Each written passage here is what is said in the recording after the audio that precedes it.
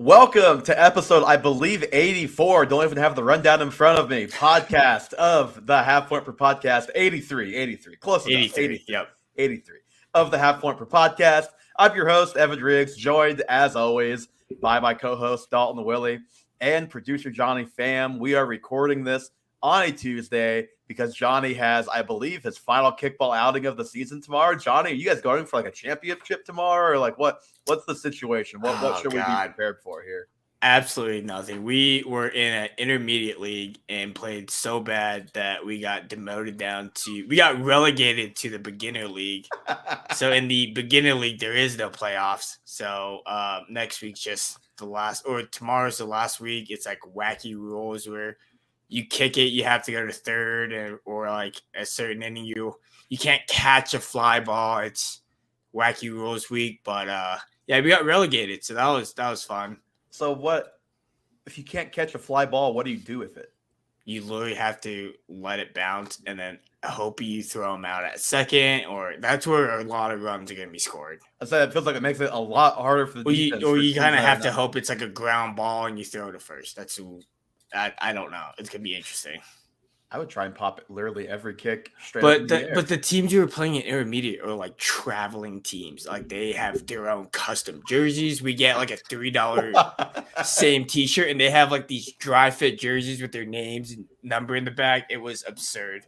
We lost like 24-2, and then the ref felt really bad for us.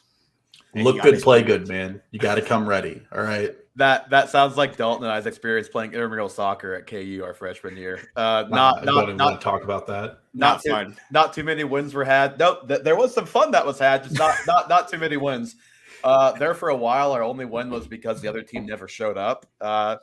So we got a win by forfeit, and I think we did actually. Dalton, did we get a win or a tie? We got a tie at some point. I don't remember if we ever got another win though. Not only did we get a tie, we went to the playoffs, and I think we only lost 1-0 in the playoffs. To be clear, only because of the forfeit.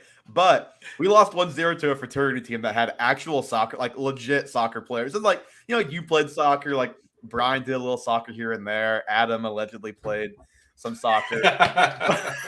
But like, these guys were like a full team of soccer players. And you've got guys like me and Denton and Ty who are not soccer players. So an impressive outing by us back in the day. Johnny, what were the kickball stats looking like? Any doubles, any RBIs to speak of for you this season? I think I have at least like 6 RBIs. Not a long hitter, strategic. I think one time I aimed it right at a girl because she had her hand in the face and then she got me out. I was so pissed. I was like, strategically aimed for her. It was a great sky ball, and then she got me out.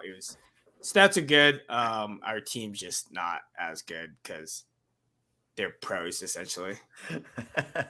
Fair enough. All right, Johnny is strategic with the kickball hits, and some might say a little bit ruthless with that strategy. And Dalton, we are going to be very strategic with the stock up and stock down this week. That is the topic of this week's show. So we've had now 2 weeks of football. So still we're working with a very, very, very small sample size, but enough to where we can try to come to some conclusions, or at least update how we think about guys. Now, this is all TBD, could change later with more information, but we're going to each give 5 guys that we have changed our opinion on about them, whether it is in the positive direction or in the negative direction. And I think where we should start is, I know for a fact we have one overlap because you have Ramondre Stevenson and I just have the Patriots. So let's talk about the Patriots.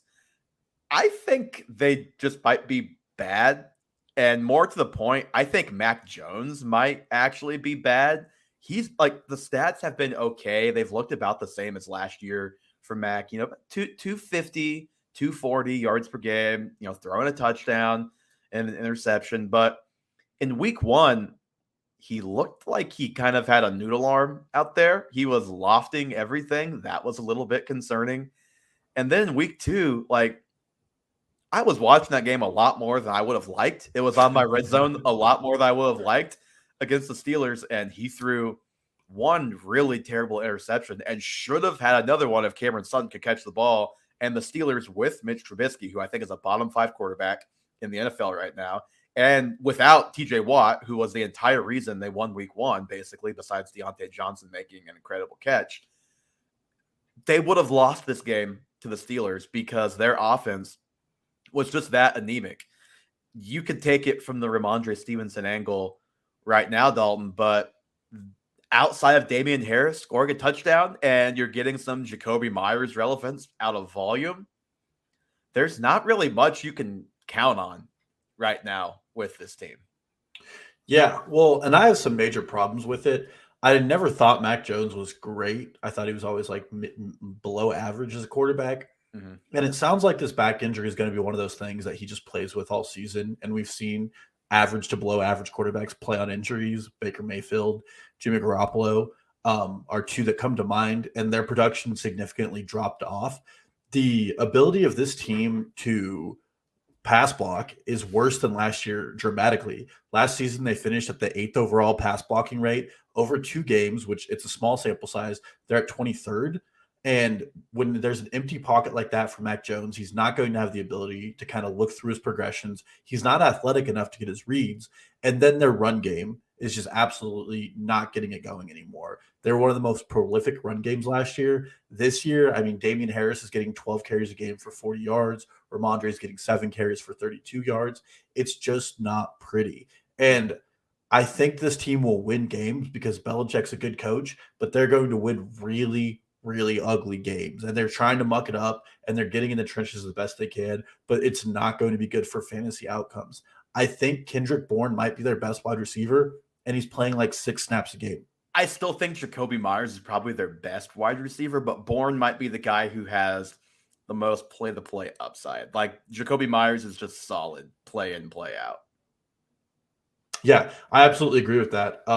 And that's just the problem with this team as a whole, is like the way they're scripting their plays doesn't seem to be indicative of any rhyme or reason to how they want to win their games. And Jacoby Myers is the only true and tried receiver who's getting slot snaps consistently.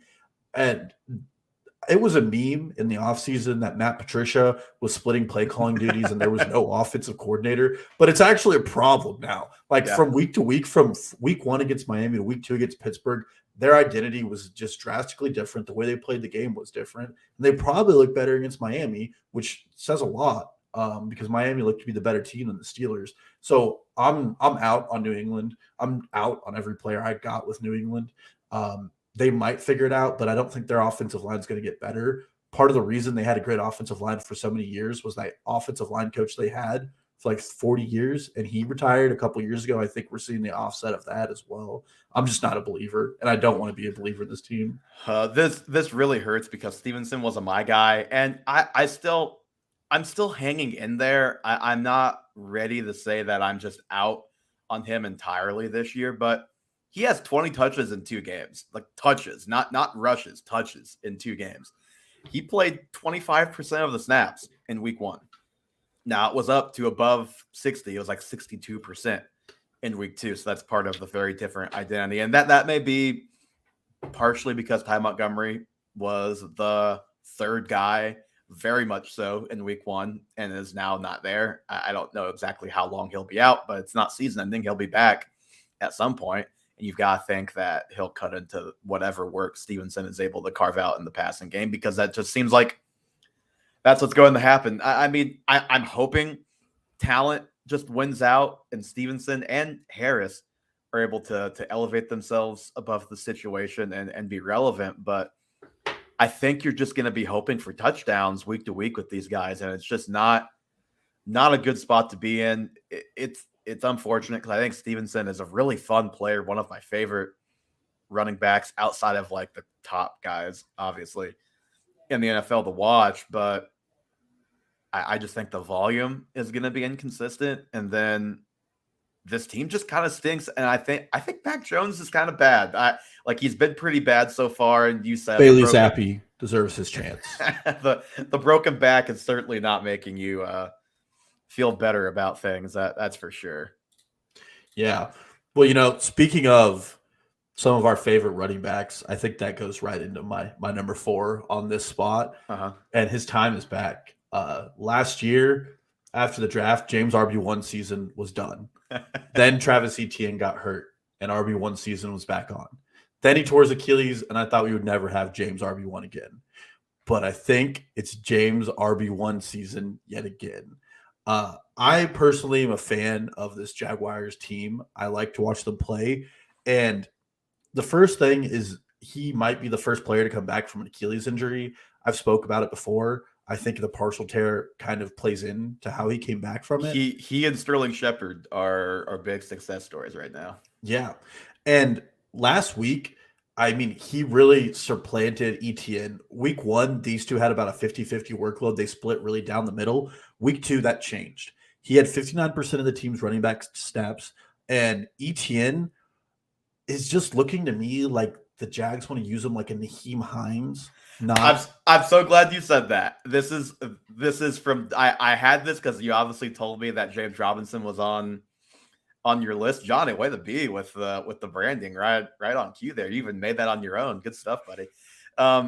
So Travis Etienne, this is from Dwayne McFarland. He only had 21% of the team's rushing attempts in week 2. He's obviously the lead option on passing downs, but Dwayne makes the point. His role mirrors more of a Nyheim Hines than an Alvin Kamara, like everybody hoped. So it's funny that you invoked that name. Yeah, well, and that's what you think of. I was going to say he looked more like a Nyheim Hines than the Dalvin Cook we thought he was going to be, which is where some of his draft stock was. But AK is probably an even better description of what people wanted out of him. And I don't really see a role for him that's like fantasy relevant in this team. The short yardage and stuff is being taken up by Evan Ingram, which for whatever it is, it's happening. And well, it happened last week. I think it's going to be a dart throw situation with Ingram all year, which is fine at tight end, but I don't think you can count on that. And then I took this from Ben Gretsch's Stealing Signals. But high value touches in week 1, James Robinson had 3. In week 1, James Robinson had 3, and Travis Etienne had 4. In week 2, Travis Etienne had none, and James Robinson had 6. So he's not even a touchdown or bust start. I don't know how you're going to get your points out of him. James Robinson's even getting some passing down work. I think James Robinson has solidified himself as the guy on this team, and he's going to continue to be so week in and week out. Yep, I agree. I mean, we kind of talked about this last week a little bit, and I think we both agreed that Robinson was the back that we preferred, and that's even stronger after this week. I think total touches were 25-12 in week 2 in favor of Robinson. I mean, Robinson is probably like a top, I don't know, 24-30 running back right now, probably closer to 24. And ETN is like a RB3, like barely top 36. Like, would you rather have Travis Etienne or Michael Carter right now for the rest of the season? Well, especially with Joe Flacco, Michael Carter.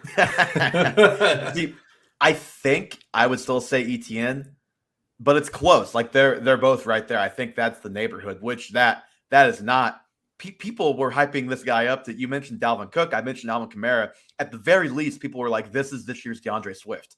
He is none of those things. I would just like him to be a fantasy starter at this point. I mean, this guy was a 3rd round pick, and he was like he was supposed to be the dead zone breaker. I mean, he was in the RB dead zone, and he was supposed to be the guy that, got by it and nobody had to worry about. He was a guy you could take late with a 0 RB build, and he's just not that, not even close. Yep. I'm in agreement as well. I'll skip around. I don't really have a definite order on this list, so I'll skip to my guy on the Jags to stick with the same team again. How about Christian Kirk, man? He's basically been at 6 for 101 touchdowns, his average through 2 weeks. Pretty darn impressive. We all had a pretty good inclination that he'd lead the team in targets. And I think for a lot of reasons, we all, including me, putting myself in this discussion, obviously, underrated Kirk heading into this season. I think for me personally, it was the Jaguars always stink. They're gonna stink again. I'm afraid to buy in. Even with the coaching upgrade, you just kind of worry about the Jags every year because they're almost never good. And even when they are good, they have Blake Bortles at quarterback, so it's not like they have an offense that you love. And then the other thing is Trevor Lawrence himself I know he was aided by, or hurt, I should say, by really bad play at receiver last year, but he also himself was not very good last year. Now he was a rookie. It's not shocking, not by, far and away, won't be the last, and definitely not the first rookie to have that kind of season. But we just didn't know what Lawrence would be. And so far, Lawrence has been awesome through 2 weeks. He has looked really good. Like I don't know if you guys just go search Trevor Lawrence on Twitter and just pull up some of the clips of some of the throws he was making last week. Like that looks like the guy that went number 1 overall out of Clemson to me. And then you have Christian Kirk, who they're using him almost exclusively in the slot. That's what we wanted. We were afraid of them putting him outside because that's not his game. 84% of the snaps he's been in the slot this year. That's what you want. 24% target share through 2 weeks. Like he is the number 1 tried and true in this offense. And he just has great chemistry with Trevor Lawrence already. And they're running like actual legitimately good plays this year that people are like breaking down and saying, wow, look at this formation. They had Kirk do this and this. Like, I just think that we all underrated the passing game this year. We were all looking at ETN, and I think Kirk is a top 24 type of guy right now, in my mind, until proven otherwise. Yeah, well, and part of it is competent coaching is going a long way for this team. Like you said, they're running them exclusively out of the slot.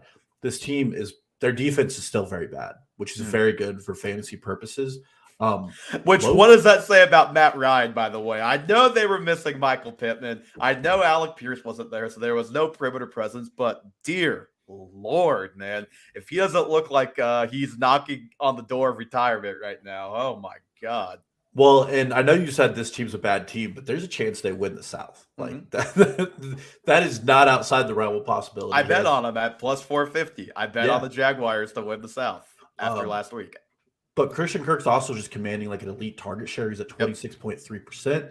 I mean, it's really hard to continue to do that and not be a really, really good wide receiver. We like to make fun of the deal the Jaguars gave, which for all intents and purposes is a bad deal as a franchise, but they're definitely trying to make that deal look like it was worth it. Christian Kirk is going to probably have a career year here, and he looks like he's the guy that Trevor Lawrence looks to in his first reads. Yep, and we've talked about this before. There's a difference between bad deal and bad player. He's not a bad player. He's never been a bad player. He's a good player. He's just not worth that deal. And for fantasy, that's okay. For real life, maybe a slightly different story for the Jags. But, their quarterback's not a rookie deal. They kind of have some funny money that other teams don't. So if it helps Lawrence, if it leads to Lawrence developing, then it may all be worth it too.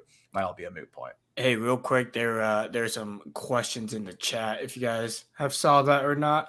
I have. Thank you for bringing that up, though, Johnny. I was going to wait until after the Christian Kirk. So we've got first from Alex McBuckets. Always in on the name McBuckets, by the way. Should I trade Cordero Patterson and DJ Moore for Joe Mixon? It's a full PPR. I would say yes. I know people are probably frustrated with Joe Mixon right now, but or the Bengals, or yes, the Bengals especially, but even Joe Mixon, because he's at like a 73% snap share right now through the first couple of weeks. He just hasn't scored touchdowns, so definitely in on that. Dalton, your thoughts? Yeah, I would definitely take that trade if I had the chance. First, I'm not a huge fan of Baker Mayfield's cute quarterback play in 2 weeks. Looked abysmal against the Giants. They're not that great of a team. And Cordero Patterson still feels a little bit like fool's gold to me. You can probably sell high after that week 1 and even week 2. He looked better. He was still on the field. But Joe Mixon is a true workhorse, and his owner's probably a little disappointed in it and might be looking to pivot because it looks like the year of the wide receiver for the first 2 weeks, and you could probably get DJ Moore out of that. And then second question, I honestly, if this is true, then just do it. Trade Tua away for CeeDee Lamb? Yes. Unless you're in Superflex? Yes. And even if you are in Superflex, probably still yes. Yeah, Tua is never going to score 50 points or whatever he scored last week again. I think it was like 36 and 38 or something. But, the Ravens legitimately like quit playing defense, and like they let themselves get burned way too many times. I mean, they had defensive backs that looked like they had never met each other, let alone played ball together. Yeah, well, and I mean, they ran a stacked box into the third quarter of 7 guys when they were getting burnt deep. So I'm not about it. Okay, Dalton. Next guy on your list. We're through 2 apiece so far. All right, I'll go ahead and eat crow on this one. Wasn't the biggest Michael Thomas believer in the offseason. I'm excited to hear this one because you just traded for him in our dynasty league. I did. Yeah, and you paid a real price. I did. Yeah, it wasn't free. But Michael Thomas is a guy that I definitely think his stock is rising. Through 2 weeks, he hasn't played 80% of the team snaps. He has 3 touchdowns despite of that. He leads the team in targets by 1, despite Olave getting 12 last week. Let me first say, I still believe in Chris Olave. 300 air yards last week is no joke. It really means that he's a believer and that he's really good. But what worries me is after the game, Dennis Allen comes out and says, no more deep shots. Jameis took too many in that game. And I think that's where Chris Olave's game is doing well. I don't think they want to do it. But more importantly, I am a little concerned about Jameis Winston, but I think this team is trying to slow games down. They're trying to work really difficult play clock management situations where they're trying to keep Jameis away from making mistakes. And that means that those short and slanting routes are where they're excelling. And they don't really have a red zone option. I think Michael Thomas is the best at that. There's the tight ends on this team are so bad. Juwan Johnson has a high snap share. And then more importantly, their second best option in the red zone looks to be Taysom Hill right now. So I'm just not buying into that. I can't say that my opinion has changed on Michael Thomas because it's about what I thought probably the highest of at least you, me, and I don't know about Johnny, but for sure Eli. You and Eli were in lockstep at having him in the 30s. And then I was mid-20s. I guess I would probably, like if I were doing ranks this week, I would say he's higher than mid-20s. But my concerns are in both games, it has taken pretty much the entire game for Jameis Winston to decide, okay, let's throw it to Michael Thomas. And then obviously it's paid off nicely for fantasy. But I think if it were like, this was the argument I made against Will Fuller in years past, where it's like, okay, he's getting these stats late in games. It feels fluky, or at least if this is the usage that Michael Thomas continues to have, it's going to be a tough way to make a living like this. Now, you hope that usage changes, but so far, Olave and Thomas were pretty much and Landry. They were all 3 kind of top guys week 1. Week 2, it was 13 targets for Olave. Everyone knows the air yards at this point were like 300 air yards or something just dumb like that. He had half the team's third down targets, I believe, and half of their end zone targets as well. So he was their tried and true one. They just didn't connect. I like Michael Thomas. And most of all, I've liked how he's looked. He looks like Michael Thomas to me. So that part is encouraging. The Olave part and just the Jameis Winston of it all is enough to at least give me a little pause, but obviously not any more than I had before the season. Yeah, well, and my concern still is Jameis Winston. What I like about Michael Thomas is I think that his snap share is going to continue to go up. He's going to be above 90% by the end of the season. I still think they're easing him back from a couple of years without play. And I think Winston will get healthier throughout the season. Like that report said on Sunday, the injury can't get worse. He's just playing through pain. I think as he gets healthier, he gets better. I don't understand that. How could you have, is it 4 like broken vertebrae? How can that not get worse? That really feels like it's the type of thing that could get worse. But I'm no doctor. I would trust the NFL reporters for what they're worth on injury news. But if that continues and you see more playing time out of Michael Thomas and you see Jameis Winston getting better each week, he has shown some spurts of looking good. Fourth quarter 2 weeks ago, the end of the game last week. Then I do feel hopeful that you can really get that old Michael Thomas experience, but we'll see. So my third, I went from, I think, slightly pessimistic to extremely pessimistic on Darnell Mooney in the span of 2 weeks. I went from, he's in the mid-30s. I don't quite see the hype of him being a mid-20s guy like some people. Not all, but some people. I think he was a kind of a polarizing player. To now, I want him nowhere near my starting lineup. Now, I don't think you should drop him. Don't drop him yet. But he's not that far off from that right now. He has, and I would quiz you guys on this, but I already told you. He has 4 yards of receiving through 2 games. He has 2 receptions for 4 yards on 5 targets. All 3 of us had more yards than he did against the Packers because he was 1 for -4 in that game. I mean, the Kyle Pitts stats just seems bizarrely similar to Darnell Mooney too.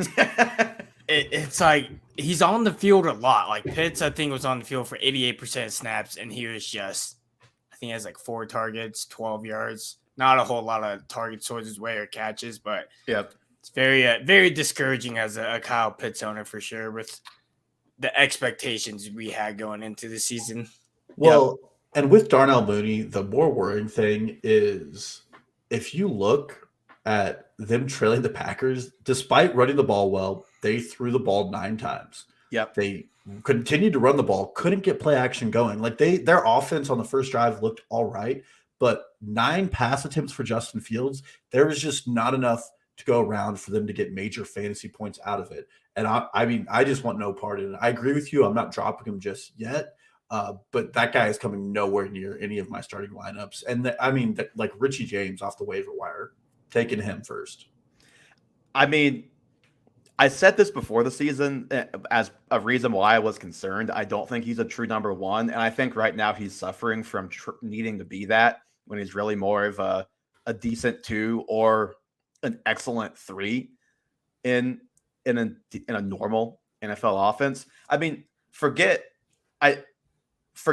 what was it, 9 completions or 9 attempts. They only dropped back to pass like 15 or 17 times. And obviously Fields scrambled out of some of those. But they were trailing that game for 2.5 quarters. Right now, Mooney has an 18% target share. And that is fine if you're in a good offense and a high volume offense. In this offense, you are going to have to do a lot better than 18% target share to be fantasy relevant. And the bad St. Brown is producing a little bit in this offense. I saw Matt Harmon say this in his 5 things this week. This is like the ultimate lesson of there's always another guy. That's why the argument of, well, there's nobody else, just it's never a good argument. There is always somebody else who can produce if things are not going right for the guy that you're wanting to produce.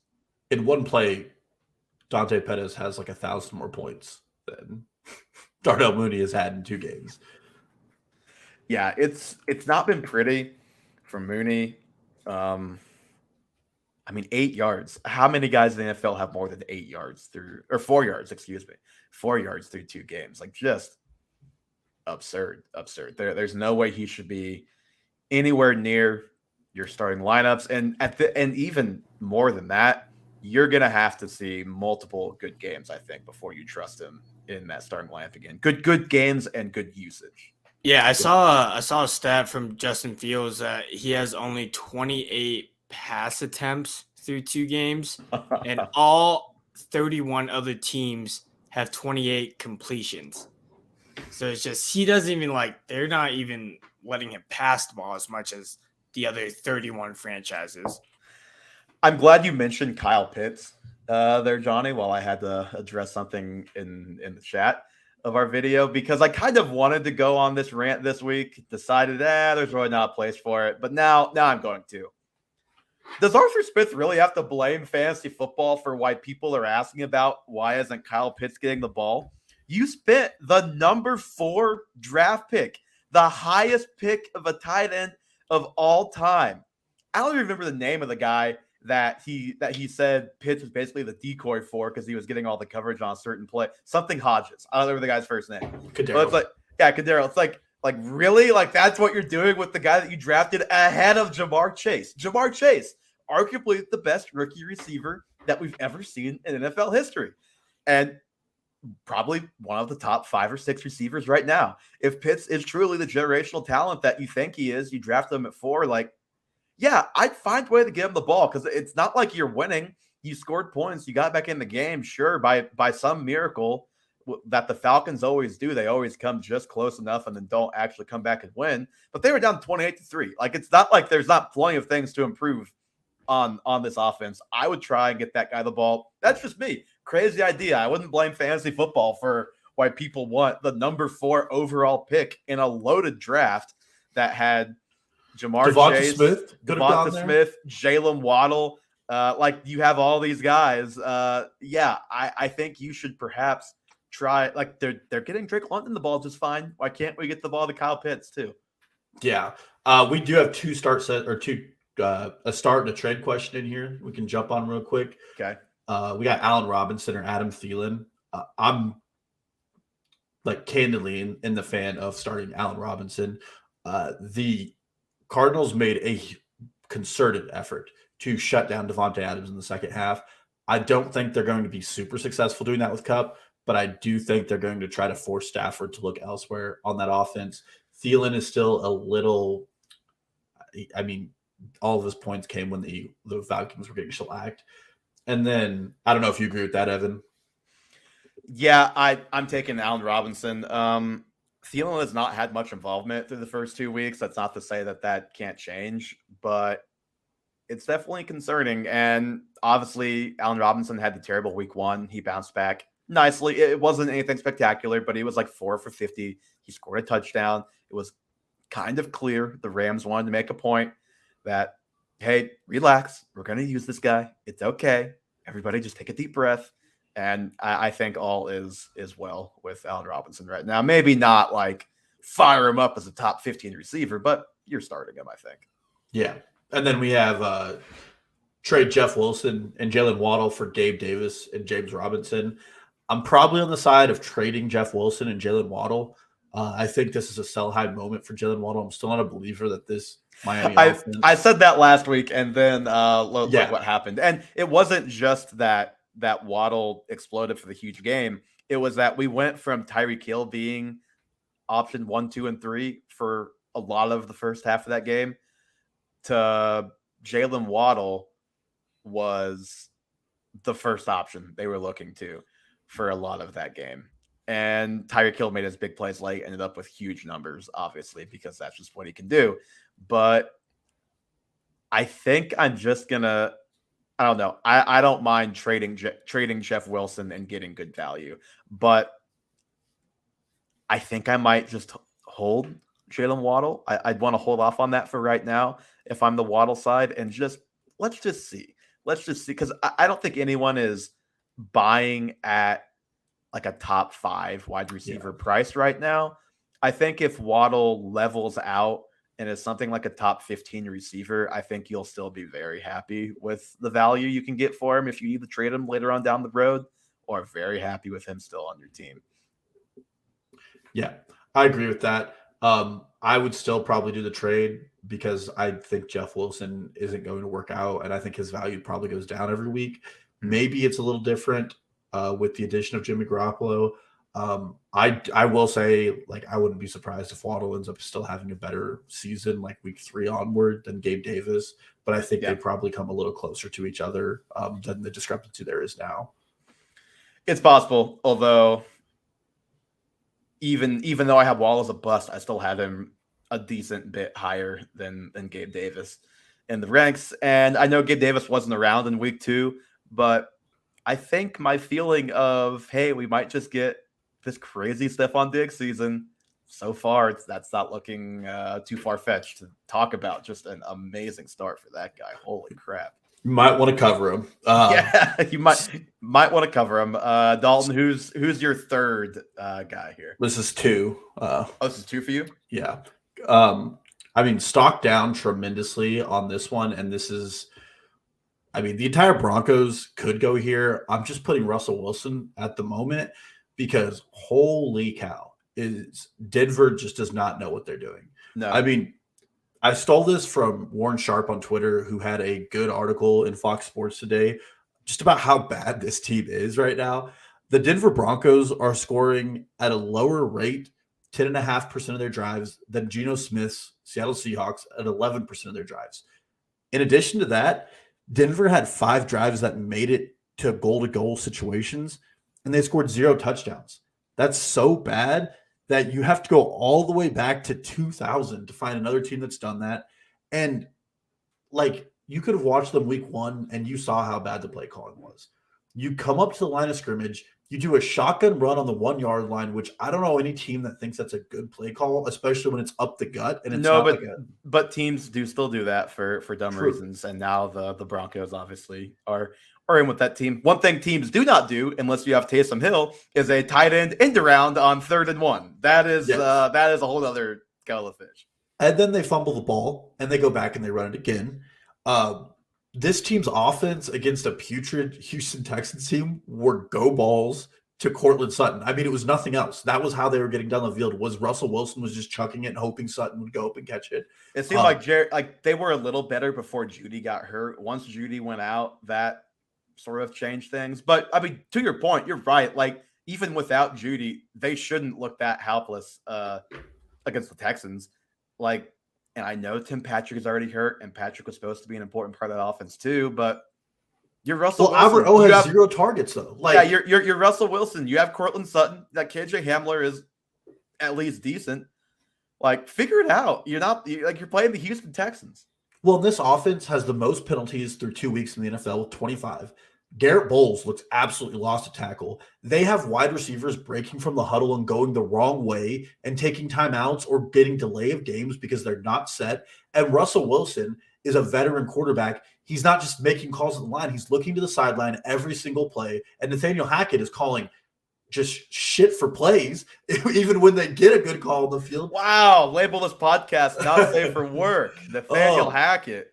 But I cannot believe either one, and I do not want to admit this, like the Seattle Seahawk narrative coming out of Seattle when Russell Wilson got traded, that he was washed and like the reason they ran the ball all the time was to cover for his issues, is right. Or Nathaniel Hackett is one of the worst coaches in the NFL and probably needs fired at the end of the season. I don't know which one's right now, but Russell Wilson looks legitimately lost right now. I don't think Russ is washed. I said lost. Lost. I thought you said washed. He is a little bit lost. But anyway, just broadly speaking then, I don't think he's washed, but I do think he's not the same guy as he was a couple years ago, like from a movement perspective, from a scrambling perspective.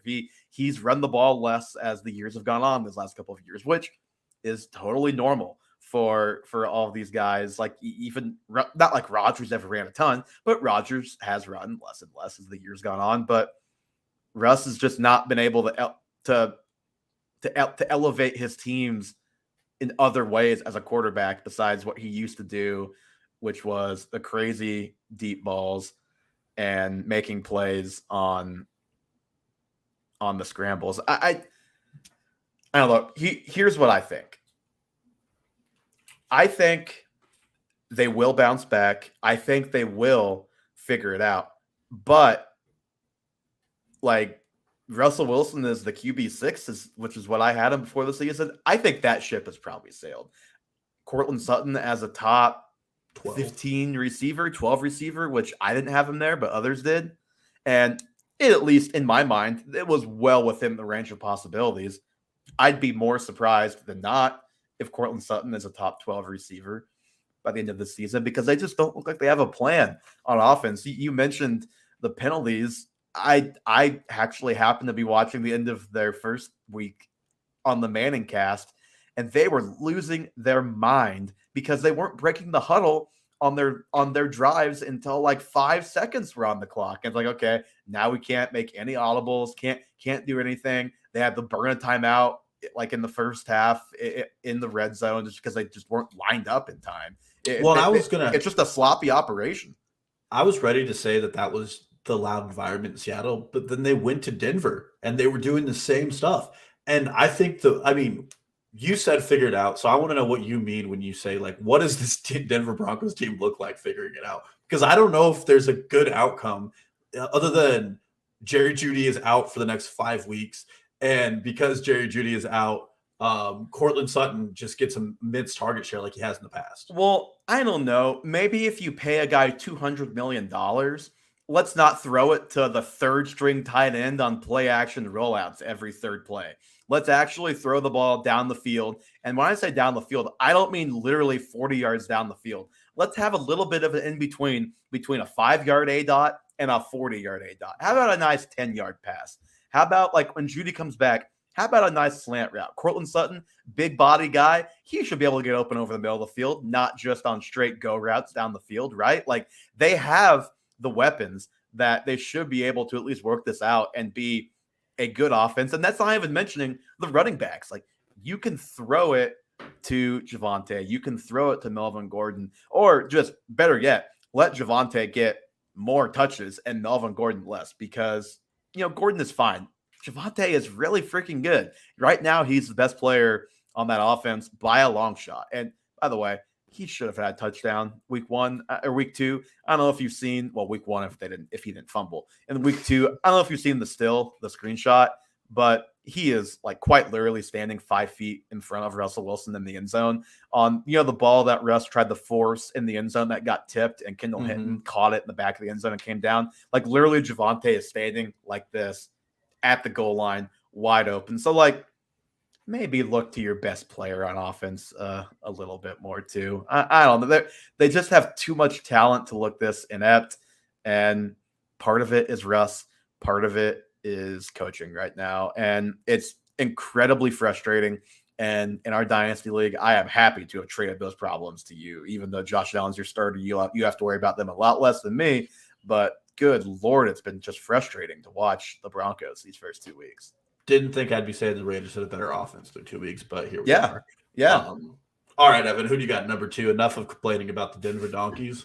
I could complain about the Broncos for, I think, a half hour. It's been truly pathetic with what they've been these first couple therapy is for. Okay, I'll save. I guess I'll save the big one for number 1. I'll go out of order on my list here. So Garrett Wilson, talk about a breakout in week 2. And I think my biggest takeaway right now is I would be concerned if I were an Elijah Moore fantasy manager right now.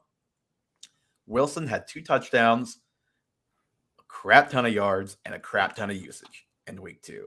And it wasn't, obviously they came back and won. None of it was empty stats. And most importantly, you just know when you're watching the game when a guy looks the part. Garrett Wilson looks the part. That guy, we said coming out of college that our read on him, based on a little bit of watching and a lot of reading people who do this for a living, cover the draft for a living, is that he's a great player, great prospect. He just needs to be more consistent on a play in, play out basis. But his highs are like higher than anybody else in this class. And I think we saw that in week 2. He had a 34% target share in week 2. His route participation was up from 56% in week 1 to 72% in week 2. You would expect that is going to keep climbing.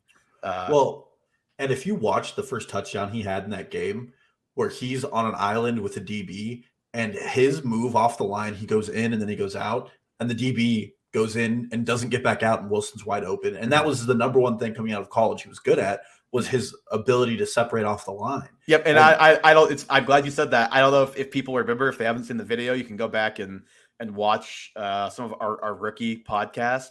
That was one of the Garrett Wilson clips I showed from him in college, was him absolutely toasting a guy on the 1 yard line, where it's like, he should not be able to get this open from the 2 yard line in the end zone, but he does, because he is a great route runner and he's got great burst coming out of his routes. And I mean, the air yards, he's at 35% of the team air yards in week 2. In zone targets, he has about 3/4 of them in week 2. This was elite usage for a player that looked like he could be an elite player someday. And today he could be the number 1 receiver on this team. I would not have thought that. I did not think that coming into the season, because I like Elijah Moore. I think Elijah Moore is really good, but it's been double the fantasy points and double the air yards, or I think air yards now. No, target share. Double the fantasy points and double the target share for Garrett Wilson through 2 weeks. And it's not always going to be that.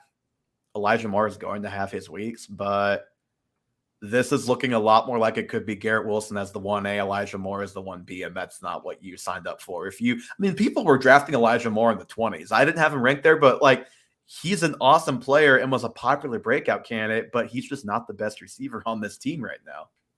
Yeah, I am trying to reserve all judgment from the running back room to the wide receiver room until Zach Wilson is back, because Joe Flacco he won a game, and PFF somehow has him as like the 4th best graded quarterback. Well, the thing with Joe Flacco is, if you don't get any pressure on him, he can throw the ball. He's an adult. He's more than an adult. He's an old man out there.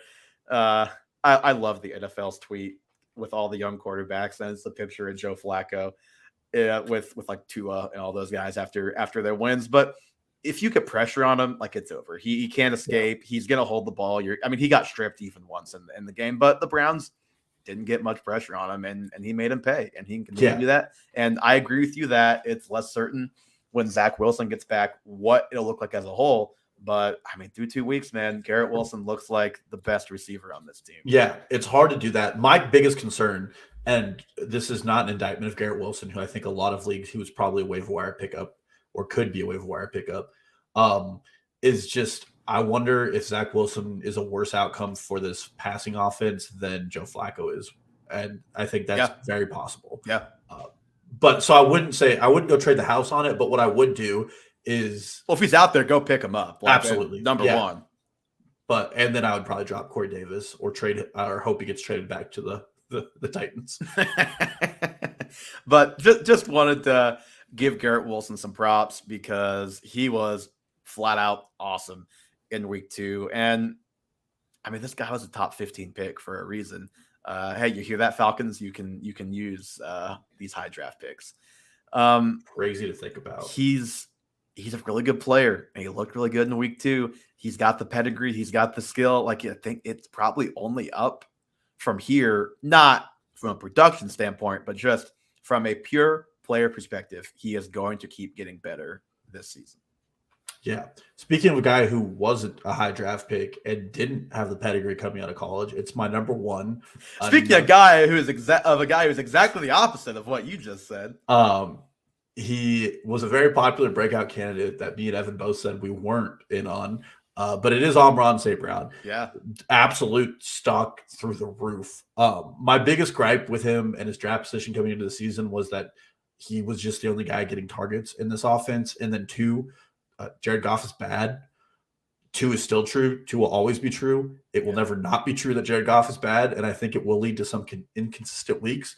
But right now, but it's been literally nothing but consistency. What does he have? 8 catches or more or 7 catches or more for 8 straight weeks, which, if it's not an NFL record, it is very close to an NFL record, which is unbelievably impressive. I don't care if you're playing with a gym teacher, an accountant, and a lawyer as your wide receivers 2 through 4. That's crazy to do that in the NFL. Yeah, well, and that's what I was going to say. He has 8 consecutive games of a 30% target share, which is insane. Then you have the Lions. Okay, the biggest gripe on him coming out of college was he wasn't fast. The Lions run an end around to him last week, and he gets 54 yards on it. And then he has his 3rd string offensive guard pushing guys to the ground 30 yards up the field, and Dan Campbell has that offensive guard coming out. Like, Amon St. Brown just fits like this Dan Campbell motive of like, this guy is just a workhorse. He's a dog, and his routes are clean. 3rd in the NFL in targets, 3rd in the NFL in catches, 1st in the NFL in touchdowns to wide receivers. And TJ Hawkinson is just out. Like, he's out of question for me. I don't think he's startable week to week. Yeah. I think he's the inconsistent problem on this team now.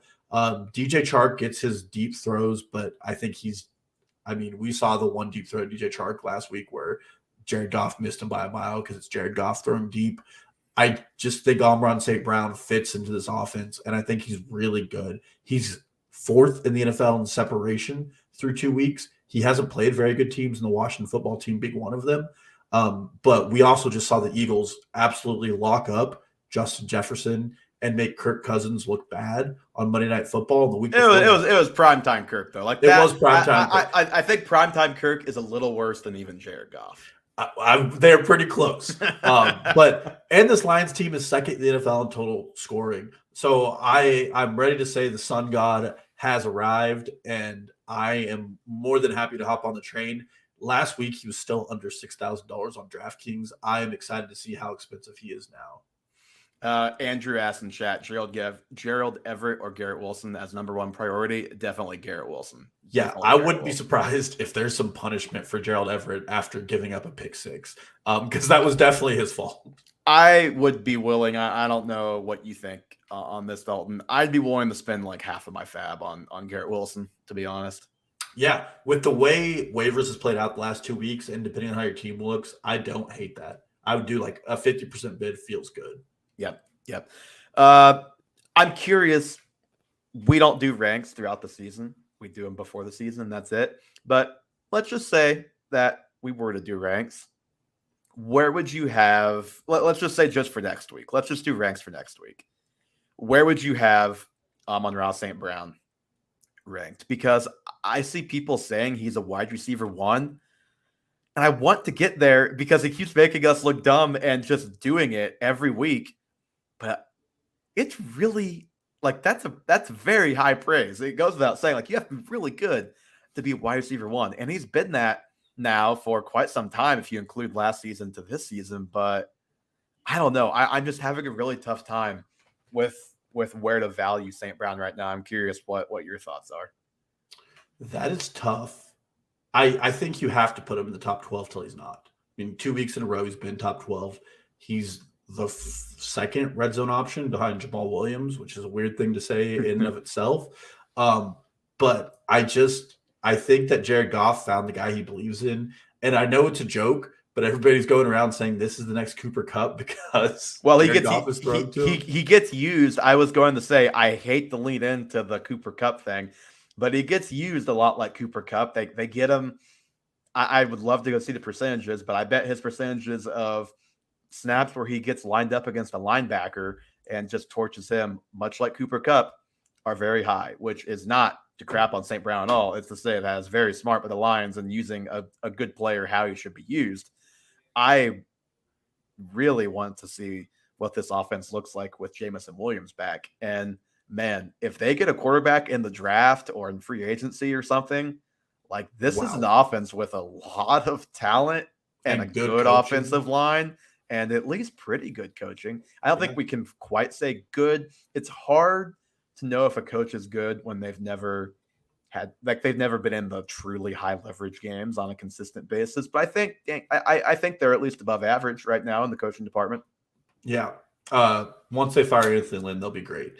All right, Evan, who do you got as your number one? I think I'm going to be pretty excited to hear this one. Oh yeah.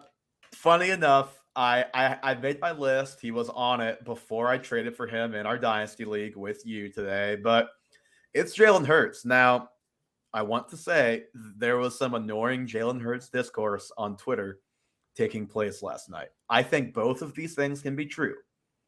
He played probably the best game I've ever seen him play in the NFL last night. And the Vikings defense was an absolute travesty. And Troy Aikman said this multiple times. They are giving them the same look on every single play.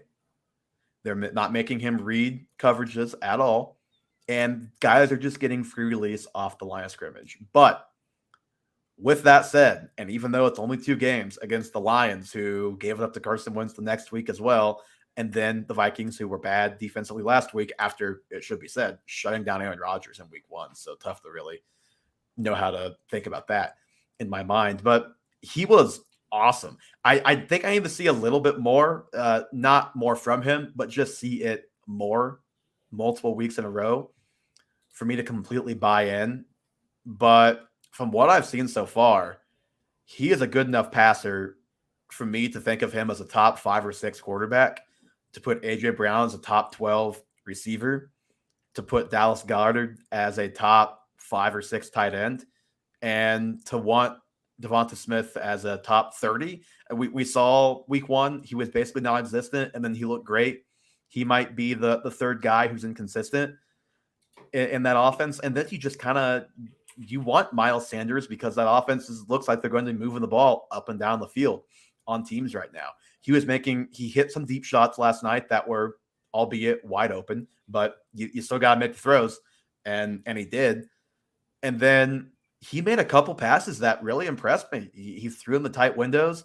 He leveled the ball on a few occasions, which basically means he threw over a linebacker to his guy, and he had a cornerback or a safety behind the guy. He's able to throw it over the linebacker and still drop it into his guy. Showed great touch on a couple of occasions. I don't think, even with how the Vikings defense played last night, I don't think Jalen Hurts is capable of having that game last year. He looks better this year to me. It's only 2 weeks. It could change. It could just be he's really hot right now and he regresses back to closer to what he's been previously. But through 2 weeks, I have been just very impressed by what I've seen. Well, and obviously I've been a Jalen Hurts fan for a little while. The two things that really stood out to me last week that I was impressed by, the first was, I know it was a busted coverage on the TV throw to Quez Watkins, but those are the plays that like even a middling quarterback needs to be able to make. Yep. And he made it, and he hit him in stride for a touchdown for a 52-yarder. You like to see that.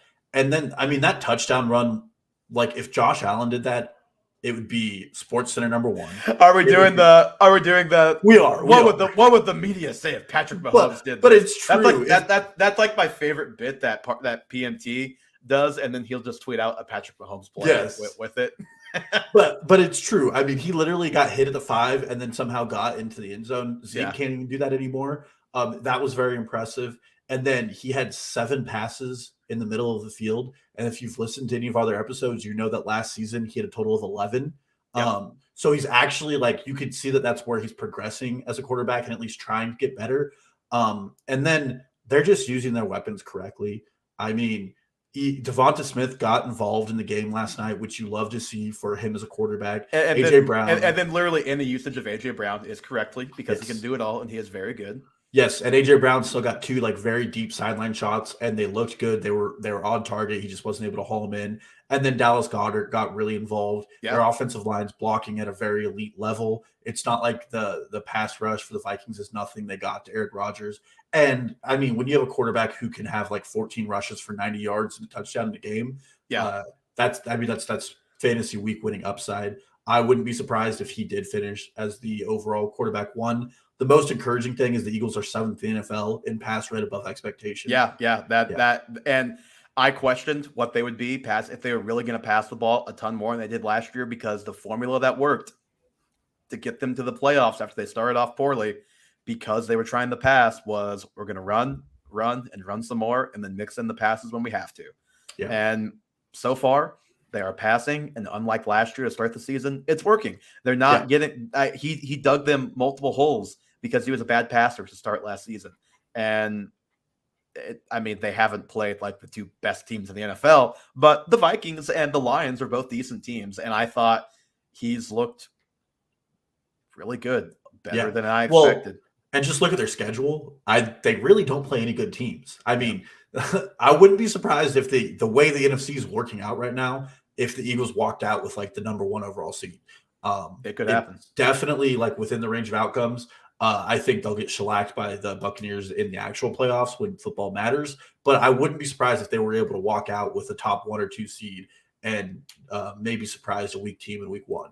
Mm-hmm. I'm with you, Dalton. I know we still have some questions still coming in the chat, but we unfortunately do have to get out of here in just a moment. I will say, though, the little scrolling banner across the bottom, that's our Twitter and TikTok, but more importantly, Twitter. Just tweet at us, DM us. We'll try and answer as many questions as we can. We just don't have the time to sit here and keep answering, but we so very much appreciate you guys joining the chat. Dalton, anything else that you want to say before we hop out? No, and you guys can drop a subscription too. And I think once we hit like 40 subscribers, we'll probably do a mailbag episode here or there. Be happy to answer questions that way too. So yeah, but thanks for all the interest tonight, guys, and we'll we'll be back next week and hopefully help you lead to more fantasy victories.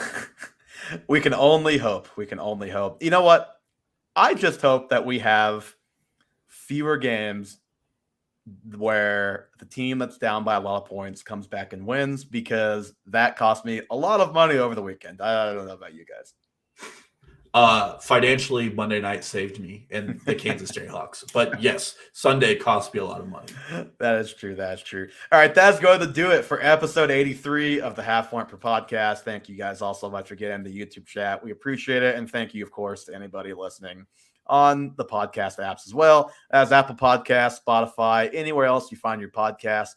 We would love the subscriptions on YouTube. Please subscribe, like the videos. That would mean the world to us, and we appreciate the interaction, obviously, as well. Rate and review the podcast as well. That is another big way you can help the show. And we will be back next week, just like this week, waiver wire show to start the week with Dalton and I, and then we'll be back with a podcast to talk about God knows what, because this league is so unpredictable and it is so fun, and I am here for it. So glad to be talking fantasy football with you guys, and we will talk to you all again next week.